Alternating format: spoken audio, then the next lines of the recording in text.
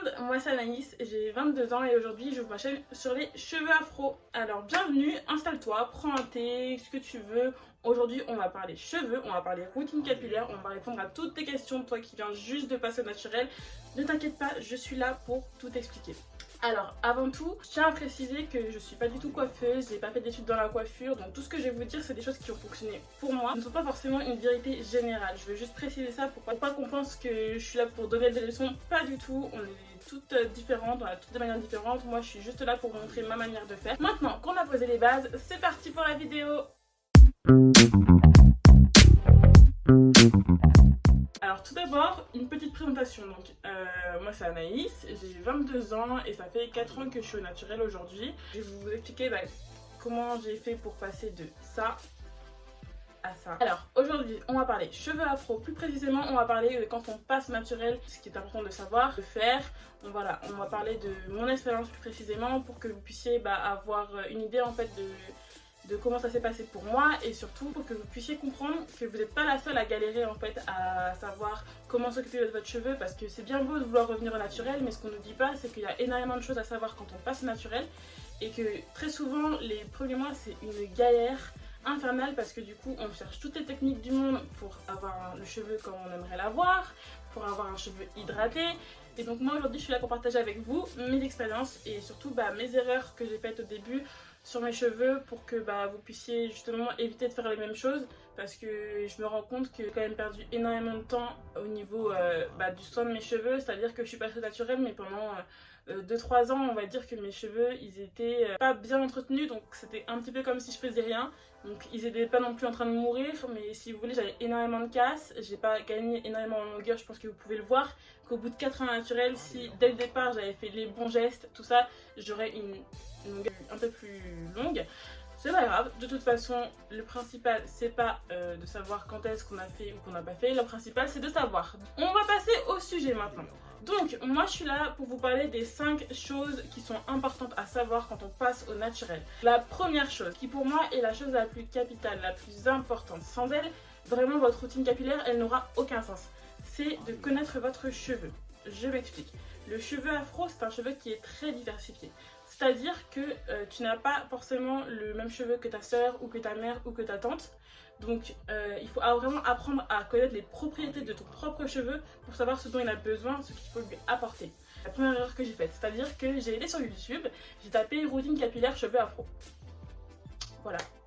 J'ai trouvé la première routine capillaire sur YouTube. Je me suis dit bon elle a les cheveux afro, j'ai les cheveux afro, on doit avoir les mêmes cheveux. Hop, allez c'est bon, c'est parti, j'ai ma routine, je vais la copier et tout se passera pour le mieux. Pas du tout, pas du tout.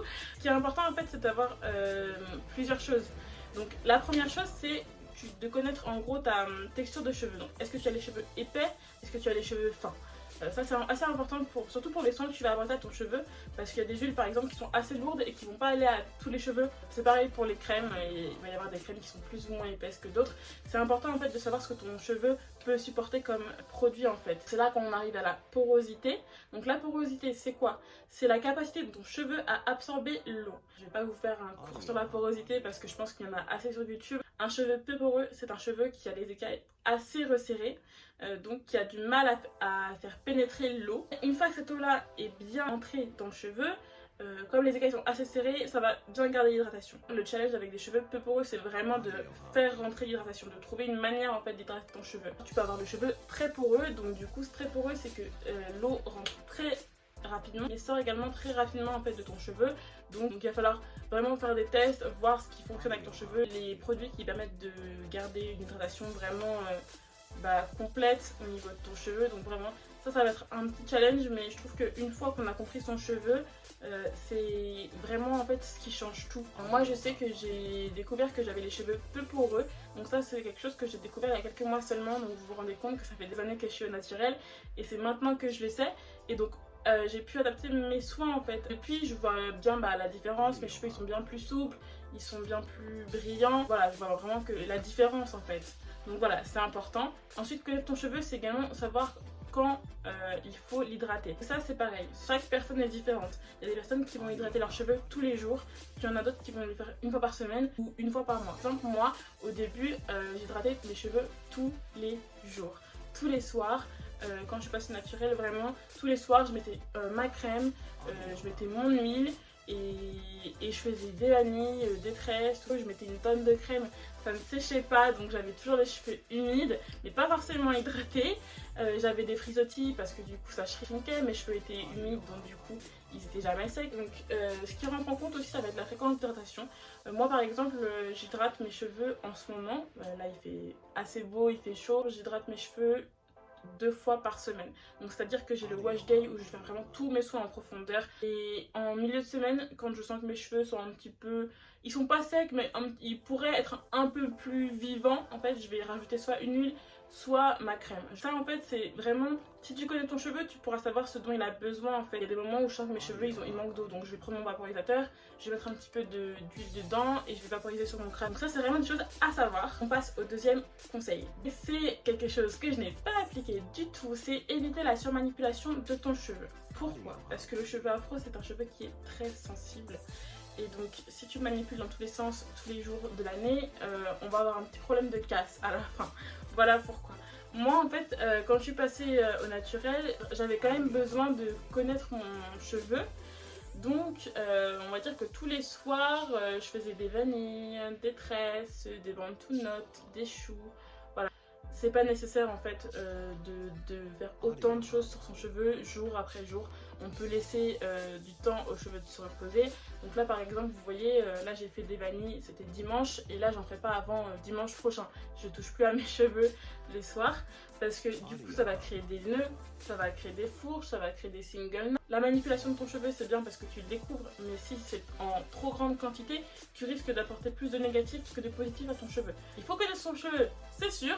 Mais si tu as absolument besoin de tester des choses, moi je comprends, j'ai été la première à le faire, mais vraiment de temps en temps, faut pas le faire tous les jours, faut laisser ton cheveu vraiment le temps se reposer. Pour éviter la surmanipulation, parce que moi je vous avoue que j'ai des périodes où j'ai du mal à laisser mes cheveux tranquilles, j'ai besoin d'essayer 10 000 choses dessus, j'ai trouvé, j'ai pas trouvé, cette technique elle existait avant que j'en parle, mais je vais dire, moi j'ai trouvé ce qui me convient, ce sont les coiffures protectrices. Pour 2 raisons. La première c'est parce que ça m'évite de toucher mes cheveux tout le temps, parce que c'est vrai que quand ils sont lâchés comme ça, vous voyez, je suis un petit peu tentée de tout le temps les coiffer, d'essayer des choses. Coiffure protectrice, t'es tranquille. Si tu vas aller à la plage, tu vas aller à la piscine, si tu veux faire une soirée, t'as pas le temps de te coiffer. Voilà, moi je fais des vanilles en fait, je fais des vanilles avec mes propres cheveux. Je vais vous mettre une petite photo ici. Voilà. Je fais des vanilles, j'essaie de les faire 2 semaines dans le mois pour vraiment laisser mes cheveux tranquilles. Tu dois aller au travail, tu dois aller en cours, c'est plus simple parce que du coup t'as rien à faire quand tu te réveilles. Et c'est avec mes propres cheveux, donc il n'y a aucune tension, je les serre pas trop, ça me tient 2 semaines. Voilà, je fais quand même mes soins, mon masque la semaine dessus, mais voilà, ça s'arrête là, je ne touche pas plus. Vous pouvez faire d'autres coiffures protectrices, il n'y a vraiment pas que les vanilles, moi c'est vraiment que c'est ma coiffure préférée. Vous pouvez faire des tresses, vous pouvez faire des tresses collées, vous pouvez faire des braids, vous pouvez mettre une perruque, que sais-je. Tant que vos cheveux ils sont pas trop serrés en fait, tant qu'il n'y a pas de pression aux tempes ou aux racines, vous continuez vos soins hebdomadaires, franchement il n'y a pas de problème. Après voilà, moi j'évite, parce que je pense que j'ai le cuir chevelu un peu trop sensible, j'évite les longs braids hyper lourds. Mais voilà, donc soyez libre de faire une coiffure protectrice. Franchement, ça va vous changer de tête. En plus, vous êtes tranquille, donc c'est très bien. Et puis en plus, moi j'ai remarqué que j'ai gagné en longueur depuis que je fais ça. Ça fait quelques mois que je fais ça et j'ai gagné pas mal en longueur, donc je me doute que c'est en partie grâce à ça. Voilà, passe au 3e conseil. C'est tout simplement de protéger vos cheveux pendant l'année. Pourquoi ? Eh bien, parce que moi, quand je suis passée naturelle, je dormais les cheveux en half-puff ou en lâché, ou je faisais une petite tresse vite fait là, un chou ici, bref, je faisais un petit peu ce dont j'avais envie et surtout, comment dire, en fonction de ma flemme. Donc comme je suis un peu une flemmarde quand même, j'avoue que quand c'est la semaine et tout, je ne m'embête pas trop le soir. Je prends mes cheveux, je les attache en high puff, sauf que à la différence d'avant, c'est que je mets un foulard en satin ou ma tête d'oreiller en satin. Tout simplement parce que le coton, ça aspire l'hydratation, c'est-à-dire que si vous dormez sur votre tête d'oreiller, vous aurez beau avoir fait votre meilleure routine capillaire avec vos meilleurs soins, le matin vous allez vous réveiller, il n'y aura plus rien. Voilà, donc moi ce que je fais, c'est que je mets mon foulard en satin et on n'en parle plus le matin. Mes cheveux sont hydratés, ça empêche les nœuds. Porter un foulard, mettez une tête d'oreiller. Si vous voulez rester sexy, hein, faites attention à ça. C'est important, ça a son importance. J'ai mis du temps à m'en rendre compte, mais c'est vrai que je vois clairement la différence depuis que j'essaie d'être assidue envers ça. Les cheveux sont beaucoup moins secs, je perds beaucoup moins d'hydratation. C'est vraiment quelque chose qui change en fait. De toute façon, si vous êtes nabi, vous le savez déjà, je n'ai même pas besoin de vous le dire. On passe à la quatrième règle. La quatrième règle, c'est très simple, c'est manipuler ses cheveux en douceur. Alors, ça, ça c'est important de le savoir. Pourquoi? Parce que quand je suis passée naturelle, j'aimais bien l'idée du cheveu crépus, mais comment vous dire que je ne suis pas patiente. Donc moi, si je voyais un nœud, je l'arrachais. Voilà, je ne les démêlais pas, j'arrachais. Voilà, c'est dit, on peut passer à autre chose. Il ne faut pas manipuler ses cheveux dans la rapidité, parce que ça arrive aussi quand on est en retard pour les cours, on est en retard au travail, mais on veut quand même être fraîche, attention.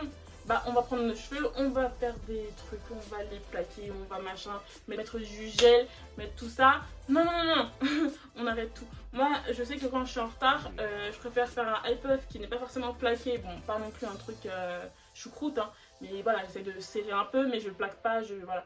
Essayez de faire des coiffures simples quand vous êtes en retard. Démêlez vos cheveux mouillés. Ne jamais démêler sur cheveux secs. Moi, c'est ce que je faisais, hein. Moi, j'arrivais dans le miroir, je voyais que mes cheveux avaient l'air un peu secs, un peu démêlés. Au lieu de me dire Anaïs, hydrate tes cheveux et démêle-les, non, moi je me disais ben, on va arracher les nœuds et puis après on va mettre un petit peu de crème. Super. Super. Donc vraiment moi là ce que je fais maintenant c'est que je démêle mes cheveux sous la douche, je mets mon après-shampoing et je les démêle en fait avec l'après-shampoing, avec ma brosse Creepypousse que je vous recommande vraiment, elle est trop bien. Vraiment c'est une brosse qui démêle bien mes cheveux rapidement sans laisser de nœuds. Franchement c'est la première que je vois qui est aussi efficace, donc vraiment moi je la conseille vraiment de ouf. Manipuler ses cheveux en douceur, démêler ses cheveux quand ils sont humides, quand ils sont mouillés, pas quand ils sont secs, jamais, never quand ils sont secs, pas possible. Sinon vous n'aurez pas de cheveux. Moi j'ai perdu des touffes de cheveux hein, comme ça. Et à l'époque, dans ma tête je me disais j'ai les cheveux crépus donc c'est normal que je perde des cheveux. Franchement pas du tout. Maintenant je vois la différence. Donc voilà, n'hésitez pas à humidifier vos cheveux bien comme il faut pour les démêler. On passe à la cinquième règle. Et la meilleure règle, aimer son cheveu. C'est le plus important. Je me suis rendu compte que, mention par moi, je vais mentir, quand je suis passée naturelle, moi mon objectif c'est d'avoir des curly hair. Sauf que bah c'est pas le cas en fait. Alors je vous ai mis 2 photos de mes cheveux parce que je me suis rendu compte au montage que j'avais des boucles lors de la vidéo, donc vous n'avez pas dû forcément trop comprendre. Donc voilà, je vous ai mis 2 photos de mes cheveux naturels pour que vous puissiez voir mon type de cheveux. J'ai les cheveux crépus, j'ai les cheveux de type 4, donc les boucles si vous voulez, moi je voulais des belles grosses boucles de curly, je les ai jamais eues.